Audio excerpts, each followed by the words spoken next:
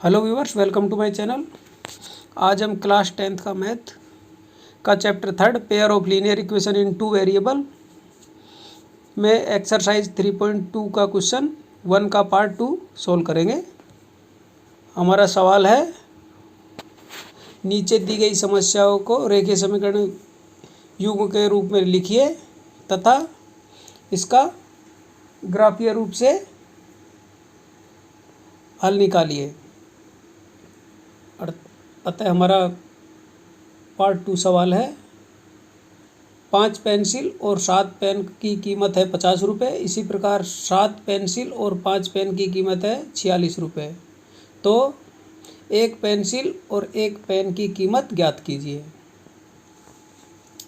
साथियों, इस सवाल को भी हम ठीक उसी प्रकार करेंगे जिस प्रकार हमने एक्सरसाइज 3.1 में सवाल किए हैं। ठीक बिल्कुल उसी प्रकार ये सवाल होगा, इसमें कोई भी ऐसी प्रॉब्लम नहीं है। सबसे पहले हम सवाल को समझेंगे। सवाल में हमें 2 कंडीशन दी गई है और एक पेन और एक पेंसिल की कीमत ज्ञात करने के लिए कहा गया है। तो सबसे पहले हम क्या करेंगे, इसको सवाल को बीजगणितीय रूप में लिख लेंगे। तो इसके लिए क्या करना पड़ेगा, सबसे पहले हम मानेंगे late assume cost of a pencil is x, अर्थात एक पेंसिल का मूल्य कितना है x, और cost of a pen is y, और एक पेन की कीमत y है। According to question 5 pencil and 7 pens is 50 rupees. 5 pencil और 7 पेन का मूल्य कितना है 50 रुपये। हमने एक पेन का मूल्य और एक पेंसिल का मूल्य माना है x रुपये और एक पेन की कॉस्ट मानी है y रुपये। इस प्रकार इक्वेशन होगी हमारी 5x + 7y = 50। ये हमारी इक्वेशन 1 बन गई। इसी प्रकार सेकंड कंडीशन के अनुसार cost of 7 pencil and 5 pen is 46। एक पेंसिल की कीमत है x, तो इस प्रकार 7 पेंसिल का हो गया 7x, और इसी प्रकार 5 पेन की कीमत कितनी होगी 5y, देन 7x + 5y = 46। ये हमारी इक्वेशन 2 बन गई। इस प्रकार हमने इसे बीजगणितीय रूप में लिख लिया। तो अब हम लिखेंगे pair of linear equation is, सबसे पहले इक्वेशन 1 को लिख लेंगे 5x + 7y = 50। ये इक्वेशन 1 है। फिर हम दूसरी इक्वेशन को लिख लेंगे 7x + 5y = 46। ये इक्वेशन 2 हो गया। ये हमने हमारे प्रश्न के अनुसार नीचे दी गई समस्याओं को रेखीय समीकरण युग्म के रूप में लिख लिया है। अब इसे ग्राफीय रूप से हल करेंगे। तो देखते हैं, ग्राफीय रूप से हल करने का हमारा मतलब है कि इन समीकरणों का ग्राफीय निरूपण करेंगे। सबसे पहले हम इक्वेशन 1 को लेंगे, उसे 1 वेरिएबल टर्म में लिखेंगे जैसा कि हमने पिछले सवालों में किया। ठीक एक ही पैटर्न चल रहा है अभी तक। फिर हम x का मान अज्यूम करेंगे और इक्वेशन 1 में रखेंगे और y का मान प्राप्त करेंगे। हमने सबसे पहले अज्यूम किया if x is 3 then y is 5, y का मान 5 प्राप्त हुआ। इसी प्रकार दूसरा लेंगे if x is 10 then y is 0। फिर if x is -4 then y is 10। आपके मन में एक विचार आ रहा होगा कि हमने x का मान 3 माना, फिर x का मान 10 माना और x का मान -4 माना। क्यों माना? ये इसलिए माना कि यदि हम x का मान पहले बार हमने x का मान 3 माना, यदि उसके बाद हम दूसरा मान x का मान 4 मानते तो हमें y का मान पूर्णांक संख्या में प्राप्त नहीं होता। अर्थात हमें कैसी संख्या प्राप्त होती, यदि हम 4 मानते तो हमें होती 5.7, 5.6 ऐसी संख्या होती, दशमलव में होती, जो कि हमें उसमें सबसे बड़ी प्रॉब्लम क्या होती कि हमें जब ग्राफ पेपर पर इन कोऑर्डिनेट को निरूपित करते तो हमें समस्याओं का सामना करना पड़ता है। इसलिए हमें x का मान ऐसी संख्या मानना होता है जिससे कि y का मान हमें पूर्णांक संख्या में प्राप्त हो। इसलिए ही हमने x का मान 3 माना, y का मान 10 माना और वो x का मान 3 माना, एक बार 10 माना और एक बार -4 माना। शायद आपका यहाँ पर कन्फ्यूजन क्लियर हो गया होगा। अब आगे चलते, हमने इक्वेशन 1 के लिए x और y के कोऑर्डिनेट प्राप्त कर लिए, तो हम टेबल बनाएंगे। ये हमने टेबल बनाई, इसमें x और y के कोऑर्डिनेट लिख लेंगे। जब x 3 माना तो y हमें 5 मिला, फिर हमने x 10 माना तो y हमें 0 मिला, जब हमने x -4 माना तो y हमें 10 प्राप्त हुआ। ठीक इक्वेशन 1 की तरह ही हम इक्वेशन 2 को लेंगे, पहले की तरह ही इसे 1 वेरिएबल टर्म में लिख लेंगे। यहाँ पर हमने लिख लिया y = 46 - 7x/5, 1 वेरिएबल टर्म में लिखा। अब ठीक इसी प्रकार हम x का मान अज्यूम करेंगे और इक्वेशन 2 में रखेंगे और y का मान प्राप्त करेंगे। If x is 3 then y is 5, x का मान हमने 3 माना तो y का मान हमें 5 मिला इक्वेशन 2 से। If x is 8 then y is -2, जब हमने x का मान 8 माना तो y का मान हमें -2 प्राप्त हुआ। ठीक इसी प्रकार if x is -2 then y is 12, तो y का मान हमें 12 प्राप्त हुआ। इस प्रकार हमें इक्वेशन 2 के लिए भी x और y के कोऑर्डिनेट प्राप्त हो गए। इसके लिए फिर हम एक टेबल बनाएंगे और x और y के कोऑर्डिनेट को नीचे टेबल में लिख लेंगे। x 3 अज्यूम किया तो y 5 प्राप्त हुआ, x जब 8 अज्यूम किया तो y हमें -2 प्राप्त हुआ, जब हमने x -2 अज्यूम किया तो y हमें 12 प्राप्त हुआ। इस प्रकार हमें x और y के कोऑर्डिनेट प्राप्त हो गए इक्वेशन 1 और इक्वेशन 2 के लिए। अब ग्राफीय निरूपण करने के लिए क्या करना पड़ेगा, जैसा कि आपको पता है एक ग्राफ पेपर लेना होगा, तो हमने ये ग्राफ पेपर ले लिया।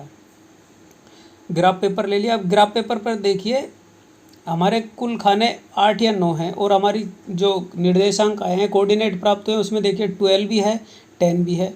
तो ग्राफ पेपर पर ये संख्या यदि हम 1 सेंटीमीटर = 1 करते हैं तो निरूपित नहीं हो पाएगा, क्योंकि ग्राफ पेपर छोटा पड़ेगा। तो इसके लिए हमें क्या करना पड़ेगा, हमें स्केल मानना पड़ेगा। तो हम सबसे पहले स्केल मान लेते हैं।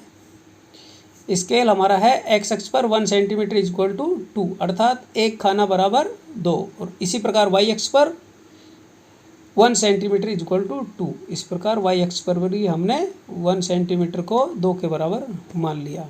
तो हमने एक खाने को देखो, इसमें x और y अक्ष पर इसी प्रकार रखा, x अक्ष पर 2, 4, 6, एक खाने को 2 के बराबर माना, तो 2, 4, 6, 8, 10, 12, 14, 16 इस प्रकार रखा। y अक्ष पर भी ठीक इसी प्रकार रखा हमने। ओके, अब क्या करेंगे, हमने ग्राफ पेपर ले लिया, स्केल भी मान लिया। अब हम इक्वेशन 1 के निर्देशांकों को ग्राफ पेपर पर अंकित करेंगे। हमारा इक्वेशन 1 के लिए पहला निर्देशांक है x अक्ष पर 3 और y अक्ष पर 5, ये ले लिया। फिर दूसरा है x अक्ष पर 10 और y अक्ष पर 0, ये हमने दूसरा निर्देशांक भी अंकित कर लिया।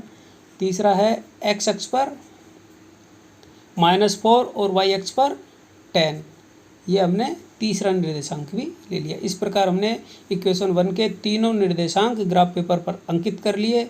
अब इनको एक पेंसिल की सहायता से हम ज्वाइन करेंगे, तो हमें इक्वेशन 1 के लिए एक सीधी रेखा प्राप्त होगी। ये हमें सीधी स्ट्रेट लाइन प्राप्त हुई, ये इक्वेशन 1 है।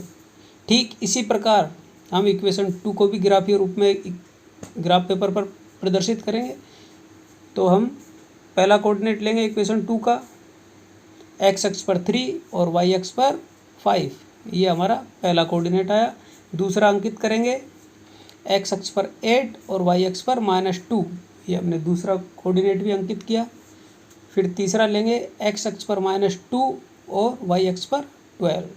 इस प्रकार हमने इक्वेशन 2 के भी तीनों कोऑर्डिनेट ग्राफ पेपर पर अंकित कर लिए।